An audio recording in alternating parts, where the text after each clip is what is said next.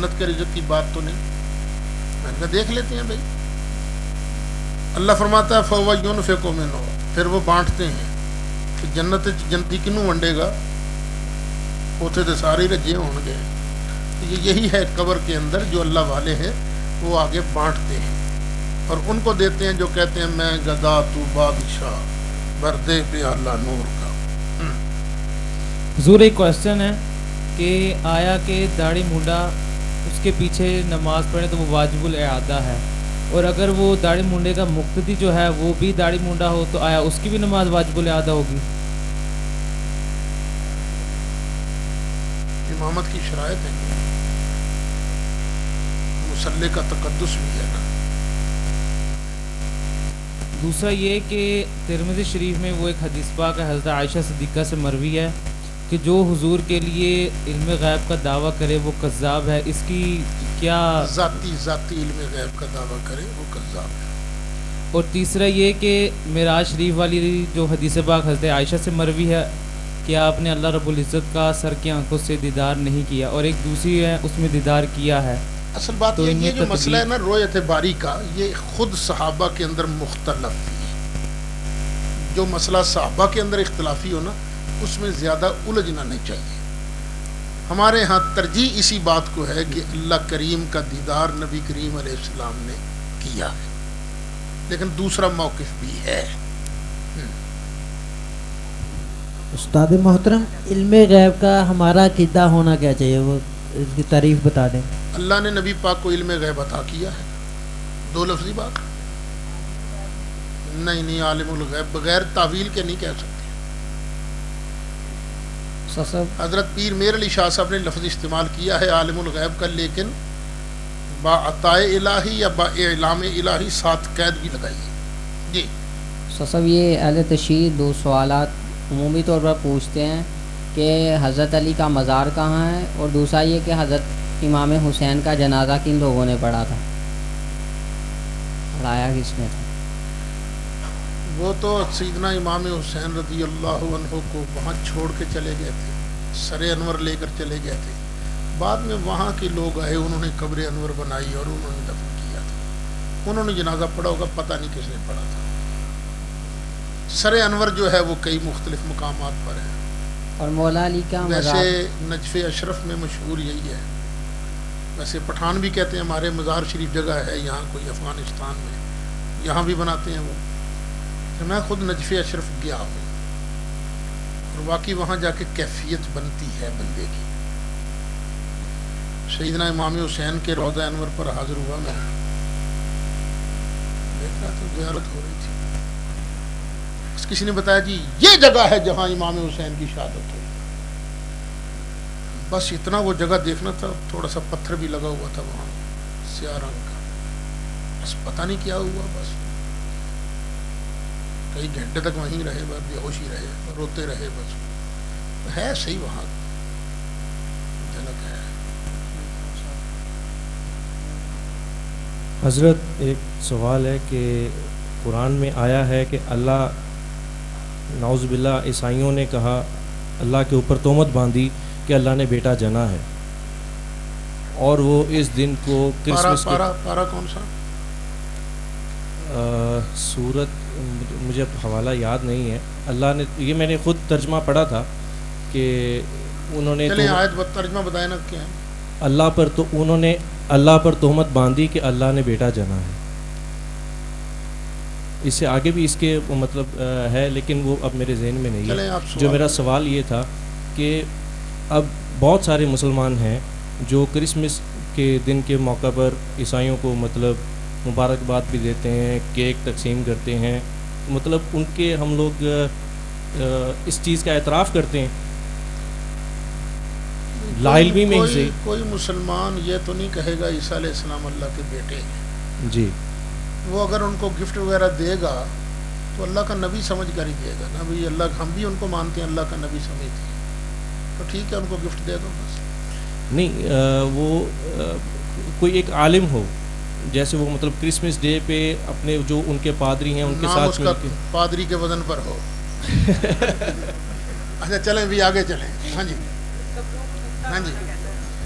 اندر سے نہیں کر سکتے پختہ میں. جی بھی میں نہیں جادو کا قائل, نہیں, اگرچہ حدیثوں میں آتا ہے, لیکن کسی کنجر کی کیا مجال تھی میرے آقا لجپال پر جادو کر سکتا ہو. وہ ٹکے کا یہودی, وہ لبید بن عاصم, اس نے اپنی بہنوں کے ساتھ مل کر سرکار پر جادو کرنا تھا. ہم نہیں مانتے اس بات کو. جی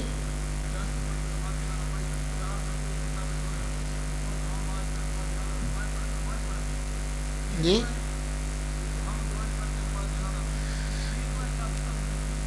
یہ مختلف کتابوں میں ہے نا, سرکار نے یہ دعا پڑھی, یہ دعا پڑھی, یہ دعا پڑھی, حضرت ابو ہاں بہکی وغیرہ دوسری کتابوں میں ہے. جب سیاستہ نہیں تھی 200 سال تک تو اس وقت بھی تو حدیثیں تھیں نا.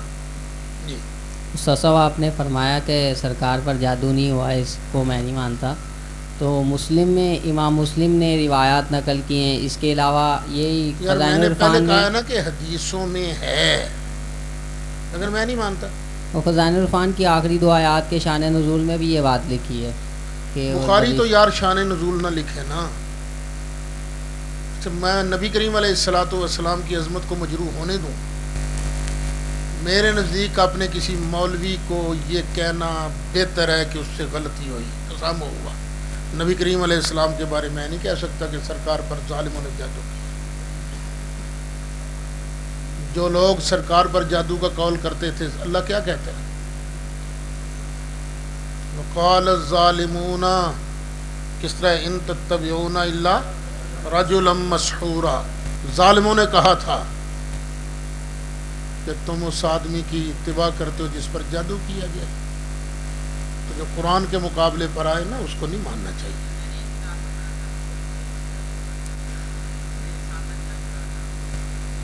یار اگر یہ مان لو تو نبوت گئی, پھر نبی نہیں بنتے.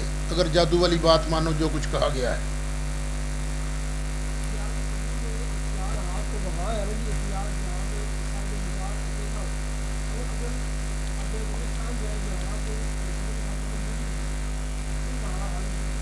تو بس ٹھیک ہے, وہاں پہنچ جائے. مجبوریاں تو پھر ہو جاتی ہیں, اندر سے پکی نہیں بنانی, منع ہے. صاحب نے فرمایا کہ یہ نبوت کے منصب کے خلاف ہے, ذرا اس پہ تشفی کروا, وضاحت سے بیان فرمائے اس کو. جہاں جادو کی روایات ہیں وہاں یہ بھی ہے سرکار کئی کام کر چکے ہوتے, نہیں کیا ہوتا تھا, سمجھ لیتے تھے میں کر چکا ہوں. یہ بھی ہے نا.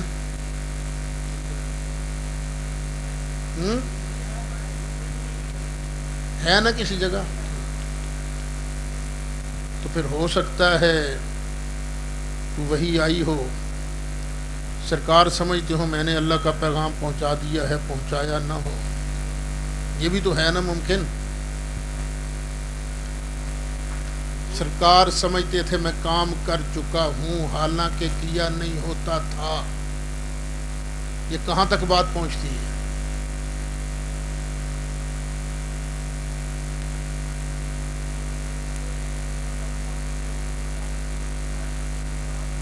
مجھے سمجھ نہیں آ رہی, ذرا اونچا بولیں گے.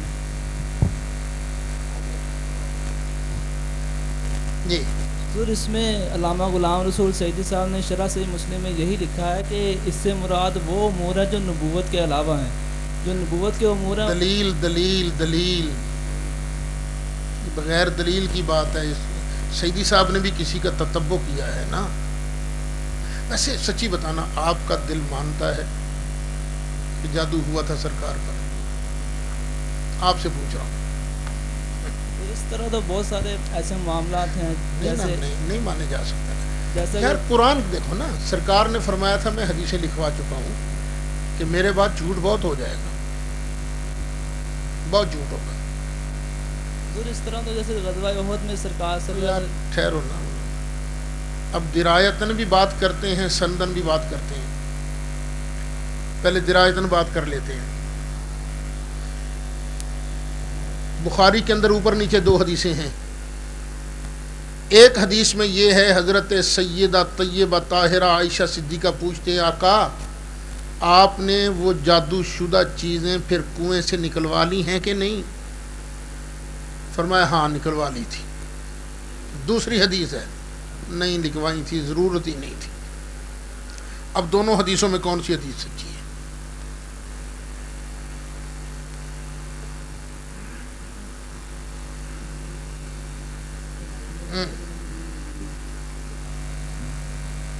آ گیا نا، تضاد آ گیا نا. ہاں جی، یہ مرکزی راوی اس کا کون ہے جادو والی روایت کا؟ نہیں، کل بھی ہوگا. ہشام عروہ حدیث بیان کرتے ہیں، باقی کا کوئی شاگرد 6 افراد اپنے خاندان کے حضرت عروہ کے محدثین ہیں، تو سوائے ان کے بیٹے ہشام کے اور کوئی اس کو روایت نہیں کر رہا. تو اس کے کان میں بیان کر گیا تھی ابا جان روایت کو، اور ہشام صاحب کو کئی جگہ غلطی بھی لگ جاتی تھی. تو نہ سندن صحیح ہے نہ درایتن صحیح ہے. اچھا، موسیٰ علیہ السلام کے مقابلے پر کتنے جادوگر آئے تھے؟ پورے ملک کے جادوگر آ گئے. دل لگایا، کلیم اللہ پر جادو نہیں چلا. ولا یفلح الساحر حیث اتی، نبی کے مقابلہ پر جادوگر جدھر سے بھی آئے گا کامیاب نہیں ہوگا. تو حبیب اللہ کے مقابلے پر وہ ٹکے کا جادوگر اس نے کامیاب ہونا تھا. یہ کہیں یہودیوں کی سازش تو نہیں کہ یہ بات اندر گھسیڑ دو تاکہ ثابت کیا جا سکے موسیٰ کا درجہ مصطفیٰ سے زیادہ ہے. اصل چکر یہ ہے. معاذ اللہ پہلے بات ہو چکی ہے جی. ایک اور سوال کے ضمن میں کچھ ایسی عطا تھی جو کہ انبیاء و مرسلین جو باقی تھے ان میں تھیں، لیکن حضور صلی اللہ علیہ وآلہ وسلم میں نہ تھیں. جیسے کہ وہ سینہ مقدس چیرنے والی بات تھی، عیسیٰ علیہ السلام میں نہیں تھی، آپ میں تھی. تو اس میں ہو سکتا ہے کہ موسیٰ علیہ السلام کو اس خاص موقع پہ اللہ کی تائید حاصل ہے. ولا یفلح الساحر حیث اتی، نبوت کے مقابلہ میں جادوگر کا جادو نہیں چلتا، کامیاب نہیں ہوگا. یہ نبوت کا مقابلہ ہے نا. اگر کوئی واقعہ تاریخ میں ہو چکا ہو جی اور دل اسے نہ مانے تو ہم اسے غلط کہہ سکتے ہیں؟ نہیں، تاریخ سے ثابت بھی تو ہونا. وہ ثبوت کے جو طریقے ہیں وہ دیکھے جاتے ہیں نا. وہ جو روایت بیان ہوتی ہے اس کے اندر اپنا تضاد ہے. یہ ایک پرچی آئی ہے جی کہ لاہور کے ایک مولوی صاحب ہیں علامہ فضل احمد چشتی، وہ فرماتے ہیں کہ بہشتی دروازہ نہیں ہے بابا فرید کا. آپ کیا فرماتے ہیں؟ چلو لعنت ڈالو یار اس مولوی پر. کوئی اور بات کریں گے جی؟ نہیں، چراغ تو نہیں جلانے چاہیے. یہ نیت کر کے کہ چراغ جلانے کے اندر والے کو فائدہ ہوگا وہ بالکل نہیں جلانے چاہیے. ہاں اس نیت سے کہ کوئی آئے گا، یار خاموش بھائی، کہ کوئی آئے گا یہاں قرآن بیٹھ کے پڑھے گا، اوپر والوں کے فائدے کے لیے چراغ جلایا جا سکتا ہے، اوپر والے جلائے. لیکن یہ نیت کبھی نہ کرے بندہ کہ اس کا فائدہ اندر والے کو جائے گا. اندر والے کے لیے چراغ جو اس نے اپنی نیکیاں کی ہیں وہ ہیں. نہیں، یہ تو فقہا نے بھی منع ہی لکھا ہے، سادہ مسجد ہونی چاہیے. یعنی نماز پڑھتے ہوئے دھیان مسجد کے نقش و نگار کی طرف جائے، یہ منع ہے. دیکھ لیجئے، بالکل سادہ مسجد ہے، دیکھ لیجئے اندر. آپ کی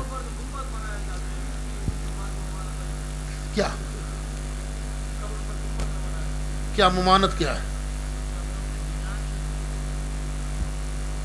ولا یبنا علیہ. مثلا یہ قبر ہے نا، تو قبر پر کچھ نہ بناؤ. قبر کے ارد گرد تو بن سکتی ہے. اور ویسے صحابہ کرام کا وصال نبوی کے بعد ایک اجماع ہوا تھا ابو بکر صدیق کی خلافت پر، دوسرا اجماع اس بات پر ہوا تھا کہ قبر پر چھت ہو تو جائز ہے، کوئی حرام نہیں. سرکار کی قبر انور خود حجرہ اطہر کے اندر بنائی گئی تھی. جی مجھے نہیں جانتا، برل اتنا کہ چھت تھی. حضور شیعوں کے ساتھ، شیعوں وہابیوں اور دیوبندیوں کے ساتھ قربانی میں حصہ ڈالنا کیسے؟ اپنی کڑاچ کرنے والی گل ہے.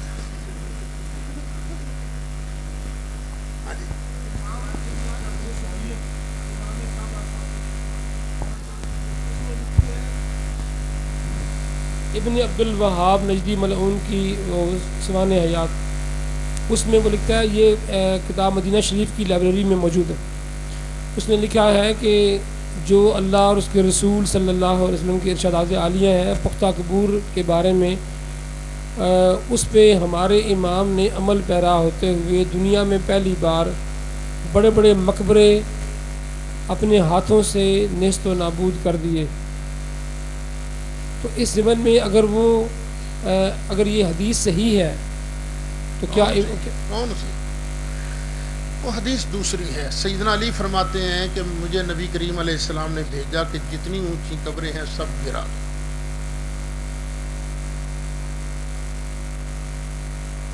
سرکار نے اونچی قبریں گرانے کے لیے حضرت علی کو بھیجا، حضرت علی نے آگے کسی کو بھیجا. یہ ہے حدیث. اس حدیث کو بنیاد بنا کر انہوں نے مزارات کو گرایا تھا.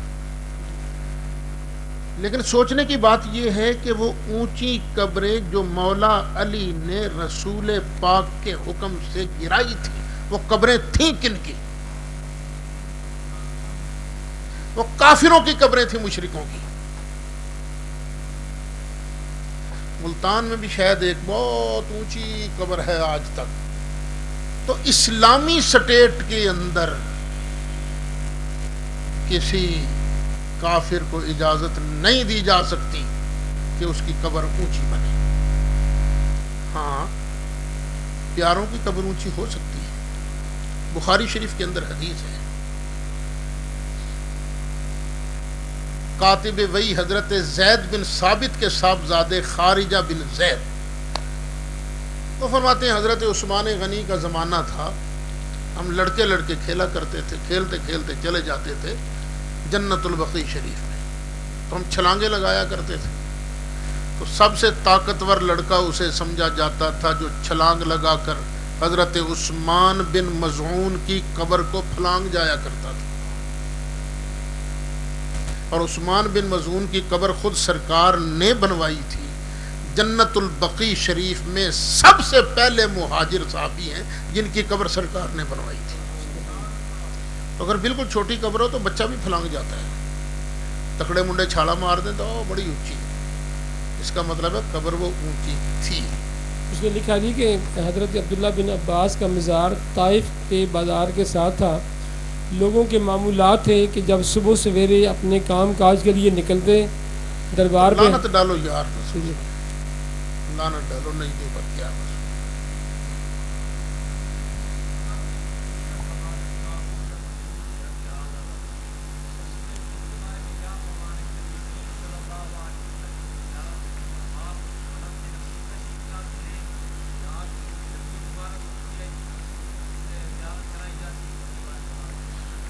جب جائیں گے تو پھر پتہ چلے گا کہ کیا ہوتا ہے. برل ہوتا ہے، کچھ ہوتا ہے.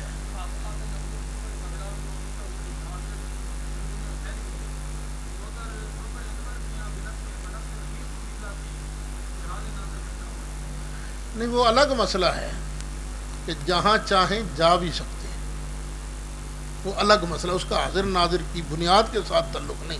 بنیاد صرف اتنی ہے، وہ آگے جہاں چاہیں تشریف لے جا سکتے ہیں.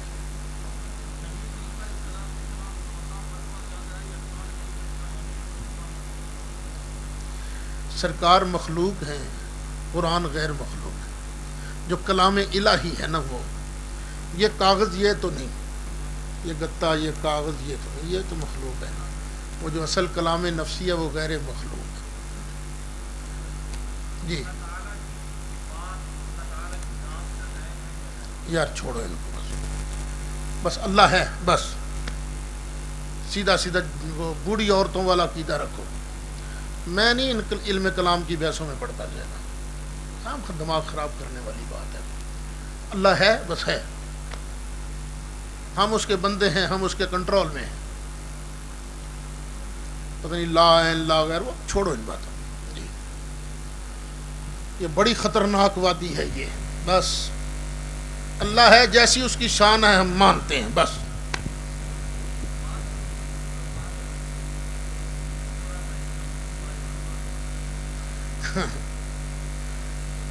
وہ ہمارے بھائی ہیں نا کریم سلطانی صاحب، وہ فرمایا کرتے ہیں کہ حضرت پیر کرم شاہ صاحب رحمۃ اللہ علیہ سے پوچھا کسی نے جی وحدت الوجود کی ہے، فرمایا ہے تے حق لیکن مینوں پتہ کوئی نہیں ہے کی.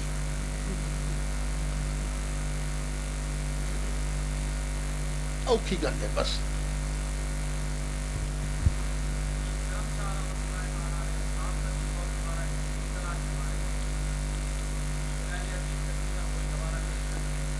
نہیں میرا خیال ہے انہوں نے کوئی فتویٰ نہیں دیا تھا، فتویٰ نہیں دیا تھا. انہوں نے اپنی ازہر سے پڑھ کے آئے تھے نا نئے نئے، تو جو ازہر میں جاتے ہیں تھوڑے سے مجتہد بھی ہو جاتے ہیں، کوئی اجتہاد کا شاید نشہ چڑھا ہوگا. لیکن حضور شیخ الاسلام نے بڑی سختی فرمایا رہن دے تو بڑا مجتہد، سختی سے مانا پھر وہ رک گئے تھے. انہوں نے کبھی فتویٰ نہیں دیا. آج بھی بھیرا شریف سے فتویٰ 3 طلاق کے 3 ہونے کا ہی دیا جاتا ہے.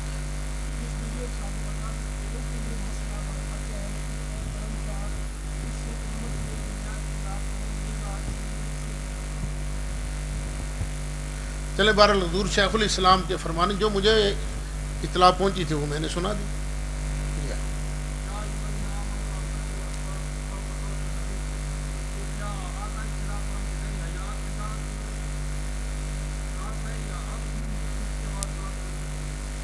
نہیں لا ترفعوا اصواتکم آگے کیا معنی ہے اس کا؟ ہاں جب تم سرکار سے گفتگو کرنے لگو تو تمہاری آواز میرے نبی کی آواز سے اونچی نہ ہو جائے. تو جس کو بھی زیارت ہو سرکار کی تو خبردار آواز اونچی نہ کرے. سرکار کی آواز سے، سرکار کے سامنے بلند آواز سے بولنا یہ الگ مسئلہ ہے. بلال سرکار کے سامنے بلند آواز سے اذان بھی دیا کرتے تھے نا، لیکن دوران گفتگو نہیں سرکار کی آواز سے آواز بلند کرتے.